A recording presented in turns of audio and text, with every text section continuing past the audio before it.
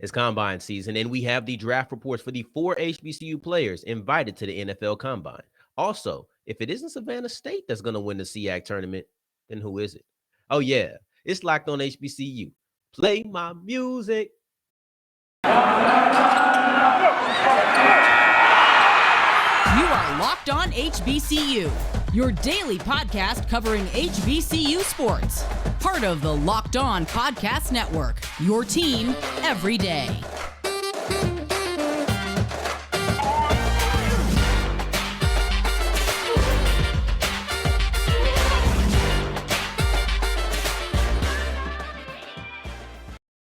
What's going on, family? Welcome back to another episode of the Locked On HBCU podcast, your number one daily one-stop shop for everything HBCU athletics, Monday through Friday, part of the Locked On Podcast Network, your team every day. And today's episode is brought to you by Run Your Pool.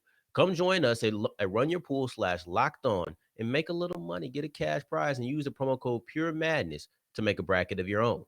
Y'all know who I am. I, of course, am Darian Gray, a.k.a. the Mouth of the South, Texas Southern alum and former TSU Herald Sports editor. Thank you for going on this journey with me, making Locked On HBCU your first listen of the day every day. In this combine season, I want to know what NFL.com thinks that each of the 4 HBCU prospects who were invited to the NFL Combines ceiling really is. So we have their draft reports. I'm going to tell you what I think about the reports, highlight the positive attributes, because I was once listening to a scout, and I think it was about a year ago. It was probably last draft cycle, right? And I was listening to a scout, and he said, I really don't care what they say the deficiencies of a player is. When it comes to the player, let me know what he does well, and I can strengthen that. Don't tell me what he can't do. Tell me what he can do, and I'll make the best of it from there. And that's kind of the attitude that I've had, I guess, for the last year. It wasn't no more than a year ago. So either it was last year at the beginning of college football season this year. But overall, that's kind of the attitude that I've had. So I'm going to look at the positive attributes of the 4 players. It's Joshua Williams. We have Jatair Carter. And those are the 2 that we're going to look at in this segment. In the next segment, we're going to look at Markquese Bell and Decobie Durant. So let's go ahead and start it off with Joshua Williams, and he's a guy who's gotten a lot of love, cornerback out of Fayetteville State.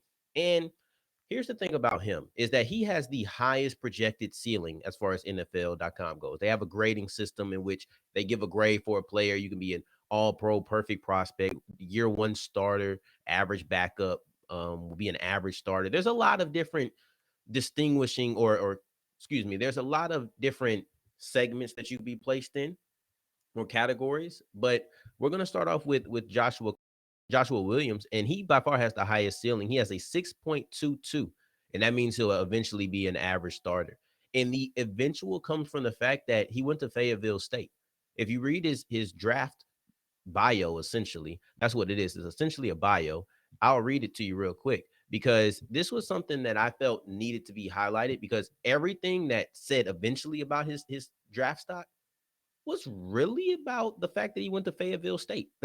That's really what it all came down to. So when I look at it, I want to read it to you, because they say he's a small school cornerback who has big school traits. That already screams, all right, we see the talent level, but we need to also acknowledge that he faced lower competition.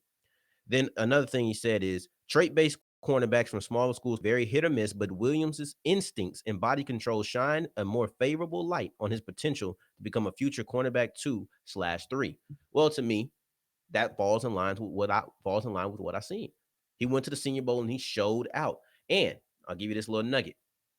The Fayetteville State Broncos just won the CIAA tournament. That was their first time doing that since 1973. The school doesn't have a rich football history as far as getting drafted goes. The last time they had somebody drafted was 1973. I'm going to leave it there. Y'all know I'm superstitious, but I hope y'all picking up what I'm putting down, right? So, with all that being said now, I look at him on the field. Let's take out the superstition. I've given that, but let's look at who he is on the field. And on the field, he's a cornerback who is really impressive to me. He went to the Senior Bowl, which is the premier pre-draft bowl, in my opinion. You can go maybe them with the East-West Shrine game, but I'm siding with the Senior Bowl. He went there as the only D2, not just one of the only 2 HBCU prospects. That's great, but he went there as the only Division II player to be invited, HBCU or not.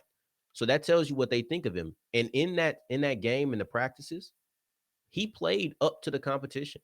It wasn't a situation where he got there and the moment seemed too big, or maybe the competition level was too high for him. He seemed just as talented as those guys. I thought he flashed in one-on-ones, looked really good. He showed why our guy Ross Jackson at Locked On Saints has a draft crush on him and really likes the guy. He showed all of those skill sets and was really one of the people that I heard being talked about a lot. So when I look at Josh Williams, showed out in the Senior Bowl, that probably put him in the drafted status. I wouldn't be shocked if with a really good combine, they say he want to run in the 4.3s. He runs in the 4.3s. He's cementing his draft status. There is no way that Joshua Williams runs in the 4.3s and does not get drafted. If he does, that is a complete travesty and extremely disappointing. But I think it will cement his status. I think he's already going to be drafted. I think that the combine will only be an elevation for him. And I wouldn't be shocked at all with all the steam that he's coming in with right now if he ends up being the first HBCU player drafted. Like I said, he looked really good in one-on-ones. He flashed his speed. He came out blazing. And I don't mean that just in a cliche. On the first day of practice in the Senior Bowl, he was top 5, I believe, top 5 fast was marked at top speed. So he came out and showcased really well. And I want to flip to Jatair Carter, who is his companion at the Senior Bowl of Southern. But when I look at him, they have a couple of things on there that I think are great for him. And it's all about his hands. Let's talk about him because he's also he's projected at 5.83, which is an average backup, just so we have our ceilings, right? And I think something that's great for him is that they talk about his hands a lot. They talk about the fact that he's good with the show and go. They talk about the fact that he has big paws, as they like to call it. They say adequate or good length with big paws. And they talk about the hands, right? When they say the big paws. And then they also say that he has great hand strength. And this is obviously important as a lineman because you're going to be using your hands a lot. That's what you're going to be needing to use. But you also have to bring your feet with it. So they showed the fact that he had good technique with the show and go. They showed the fact that he had big paws, that's God given, but it's also great to have, right? So you want him to have good hands or good sized hands. And then also they said the fact that he had good hand strength, which is good for latching on and making sure you don't let go of your. But here goes the best quality about him is that they said, and this is the NFL.com that we're still referring to, they said that he could switch over to guard. Versatility is great. If he hits his ceiling, though, and is an average backup, along with being a versatile player, the rise of the sixth lineman, the swing guy who comes in every now and then, that is great because now let's just say you're a good backup, right? A good backup tackle and a good backup guard at the same time is valuable because it allows them to save a roster. So that's what I think Carter really has going for him because when I look at it, I say, well, backup tackle, good. Backup guard, good. Combine them, that's the recipe for a long career in the NFL. I think that's what Carter has looking forward to him. As long as he can hit his ceiling, and if he breaks through it, then you're looking at a guy who could even be a starter, right? So that's what I think you're seeing with Carter, and you're looking at with Williams. Two really good players, both invited to the Senior Bowl and now invited to the NFL Combine. And going forward, we're going to look at a couple more defensive backs who I believe are a little bit underrated. One specifically, I think his grade is a little bit too low. But before we get into that, I want to tell you about Built Bar because Built Bar is the best protein bar on the market with so many different uses. They have 17 grams of protein, but then they pair that with only 4 grams of sugar, only 4 net carbs, and it also is covered in chocolate. So you would think that something that's covered in chocolate would probably be filled with sugar as well, filled with a lot of carbs, but it isn't. It's filled with a lot of protein. So in that sense, you can always go to the gym, pop your Built Bar in. You could always be sitting at the house, pop your Built Bar in. You could be walking through the stores. We talk about that during Christmas time, but the mall still be packed, still be flowing. You still have a line. Let me just eat myself a Built Bar real quick, just to hold me over. It has all of those uses, and it's really tasty because it has a bunch of different flavors. My favorite is blueberry muffin. That's if I had to tell you to go buy something, it would be that firsthand experience, right? But they have a lot of different things for a lot of different people. If you want raspberry, they have that. You want a banana cream pie, they have that. You want cookies and cream, they have that. Built Bar has everything that you need, a multitude of flavors, a multitude of uses, and then honestly, it just tastes good. What else do you need to know to go to built.com and use the promo code LOCKED15 for 15% off your offer? All right, so we're keeping rolling on today's episode of Locked On HBCU. I want to thank you for making Locked On HBCU your first listen of the day every day. And today's word of the day is prosaic, meaning dull or unimaginative, right? And I want to talk about Markquese Bell. I want to start first with him because he actually has the lowest score or projected ceiling of anybody. And I'm confused. I do not understand what happened. Because I remember at the playoff game versus FAMU in southeastern Louisiana, people were talking about him possibly being the first HBCU player drafted. And for some reason, that has faded. I'm not quite sure why. I'm not sure what happened. I don't see it. I don't see it. But his grade overall is a 5.68, which is the back of the roster or bottom of the roster to practice squad guy. And I'm sitting here like, we talking about the same Markquese Bell that we were all hyped about just a couple of months ago? What happened? What happened in this time frame? Because this is difficult because I'm trying to figure it out. Because to me, I remember when he went to the NFLPA Bowl, they called him one of the best draft risers in that defensive side in that bowl game. So it wasn't a performance there. Like I said, they were talking about him being the first HBCU player drafted at the end of the season in the playoff game. That was their last game that they played. Yet now he missed an invitation to the Senior Bowl that I think a lot of people expected him to be there and thought he deserved. I know he thought he deserved it, but Nagy, I didn't really like the Nagy comments either. I felt like that could have been handled a different kind of way than just saying like we didn't miss the guy, we seen him, we didn't miss him.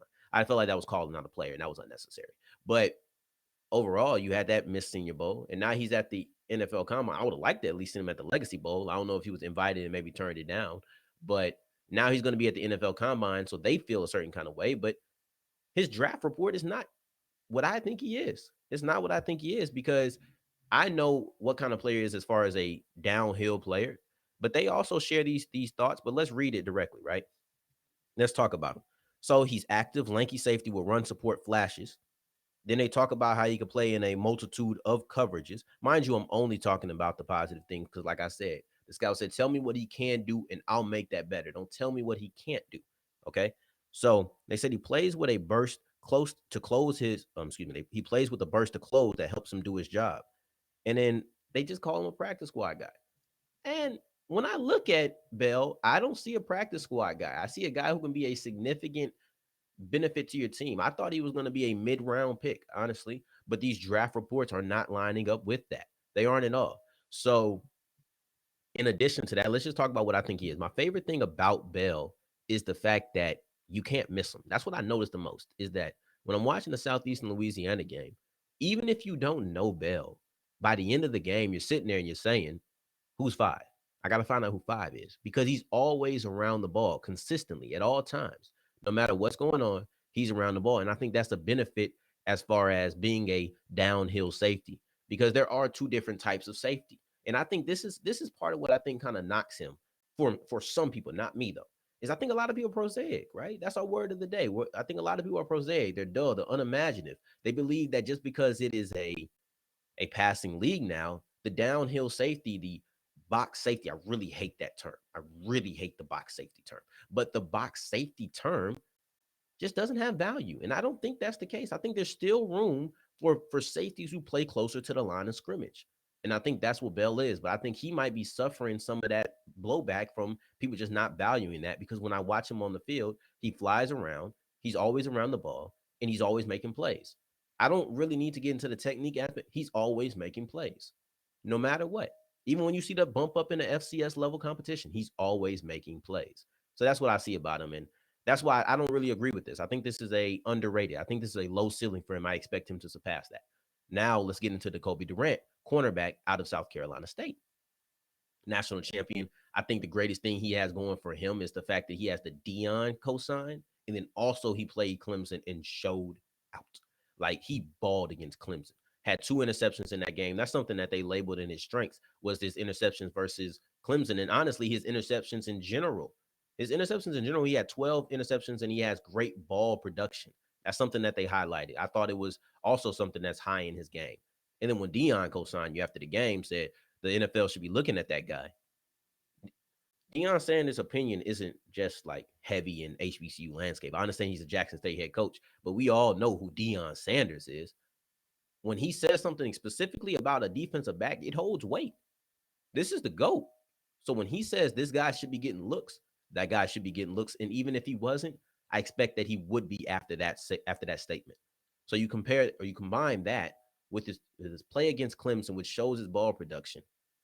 This is the guy who I expect to get drafted. And yes, he's a little bit undersized. He's about 5'10", 180. But as a whole, I look at it and I say, put him in a slot. And that's what they say. Put him in a slot. And they talk about his size a little bit. And sometimes they speak as if it's a detriment. They also combine it with a positive attribute of his own. So I want to look at that and talk about that as we read his draft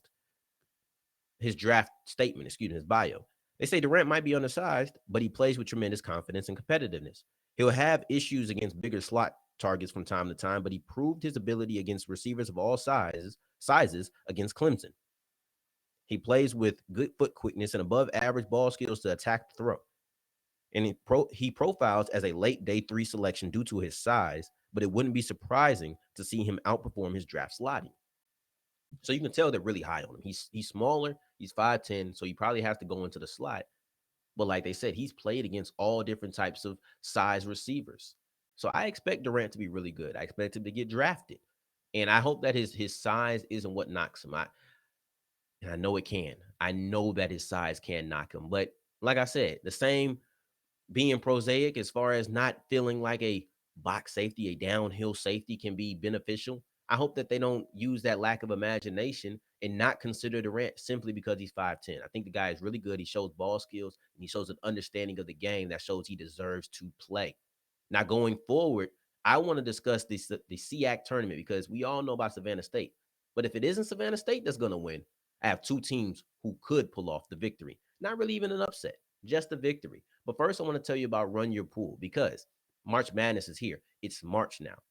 It's no more marches around the corner. March is here. Tournament season is here. Now you have to wonder, where are you going to do your brackets? And the only place that I'm going to do my bracket is at Run Your Pool. Matter of fact, come join us at runyourpool.com/lockedon and try to earn a cash prize. I'll be there. And I understand that sometimes there's pressure because you may feel like, well, I don't really know too much. I'm a novice. Don't be afraid of that, because me personally, I've suffered from that too. I don't want to do a bracket. I don't know all of these teams, but Run Your Pool gives me intel, gives me details, so they let me know, hey, this is what Duke is doing this year. This is what they excel at. This is where they're good at. All of those details help me and make me feel like, okay, well, I can make my decision when it's time. Once they announce the bracket, I'm running to Run Your Pool /locked on so that I can join with my locked on co-host and do a quick bracket. If you want to do for your family, make your own while you're there and use the promo code Pure Madness for $10 off at checkout. Then I want to tell you about Rock Auto, because have you ever been at the store and you sit there and say, man, this line is long. Why all of y'all have broke down cars today? Because my car broke down. Y'all, everybody just want to have their car broke down on a Saturday? Or have you been there and said, you're only offering me these options? Neither one of those things you run into when you're using Rock Auto. Because first off, it's online. You can sit there just like me right now, go to your computer, type it up, and just look for the parts you need. No more asking questions, being put on the spot. Now you just have to go and say, yeah, I need this alternator for my Dodge Avenger, my Dodge Challenger, right? So those are the things that you will benefit from as far as saving yourself time, but you also save yourself money, 30, 50, 60% off the prices that you're going to see when you're at the local auto parts store. So those are the things that I feel like are beneficial about Rock Auto, and that's why you need to go. And don't forget to put Locked On in the How Did You Hear About Us section. All right, as we're wrapping up on today's episode of Locked On HBCU, if Savannah State, who deserves to be the favorite in the SIAC tournament on the women's side, if they do not get it done, then who would it be?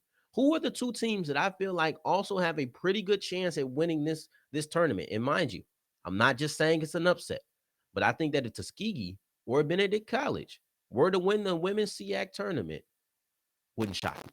These are the two teams that I want to get into. First off, I want to go with Tuskegee, because Tuskegee is the top seed on the west side, right? So Savannah State, great season. They're the top on the east. But on the other side of the bracket, you have Tuskegee. And these two teams can't meet into the finals, and I hope that they do. It'd be wonderful, right? I would love it.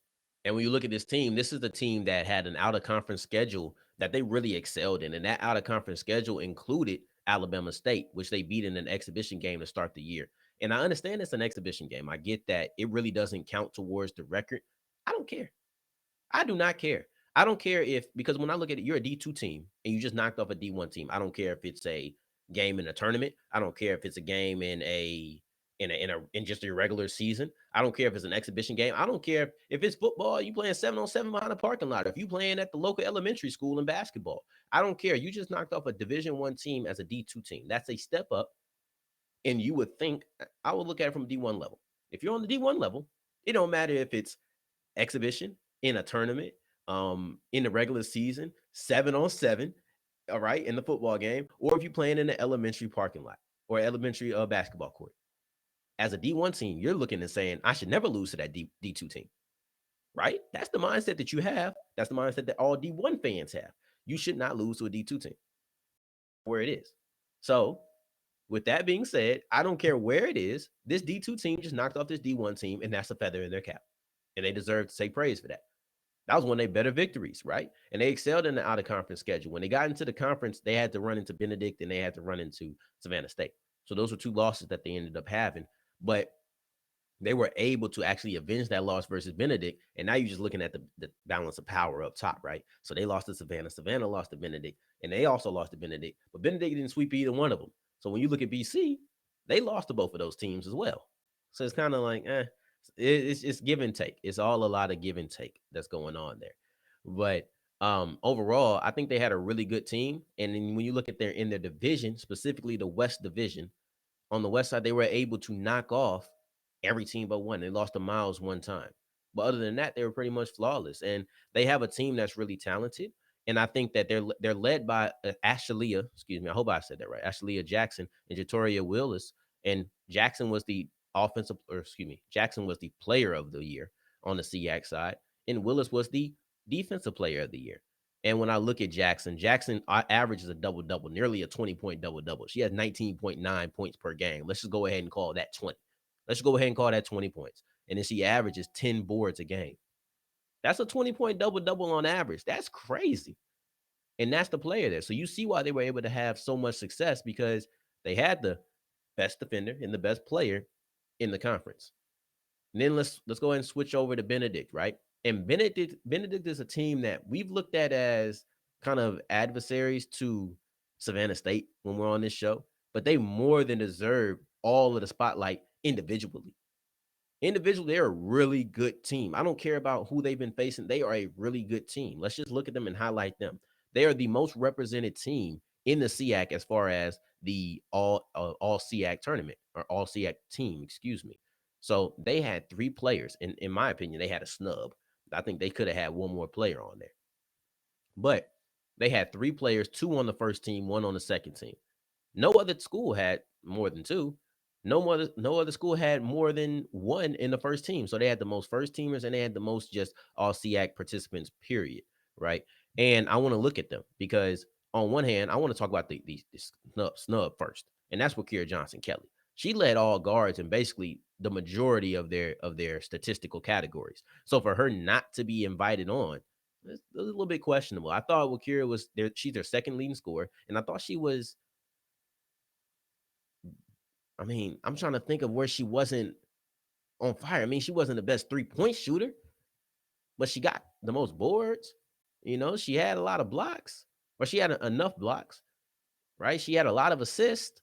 So I think Wakira Johnson-Kelly was a snub. So when you sit there and you say they had 3 players on the all SIAC team, 2 guards, by the way, and they had a snub, man, that means their backcourt was phenomenal to have 3 players like that. And I want to look at the Ayanas, because you had Ayana Armstead, you had Ayana B, and you also had Kiana Archie. But I want to look at the Ayanas real quick, because Armstead, she's a forward. She's the one forward on that team that made it. And with her, she led them in basically everything. She had the most blocks on the team. She had the most rebounds on the team. She had the most points on the team.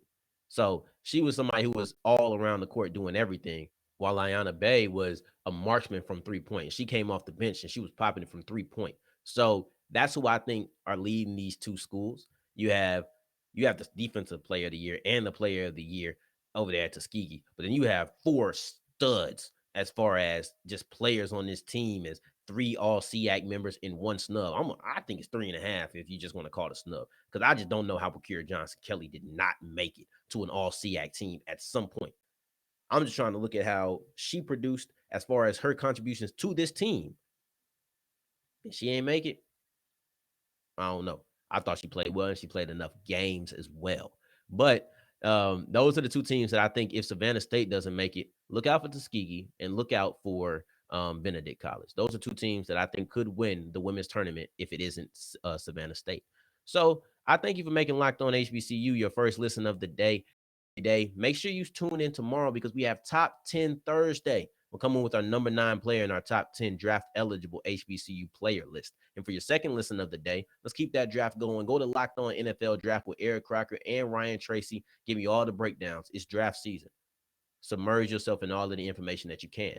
And in the meantime, in between time, till next time we hear each other, family, you can find me on that blue app, that bird, yes, Twitter, @South Exclusives. Peace.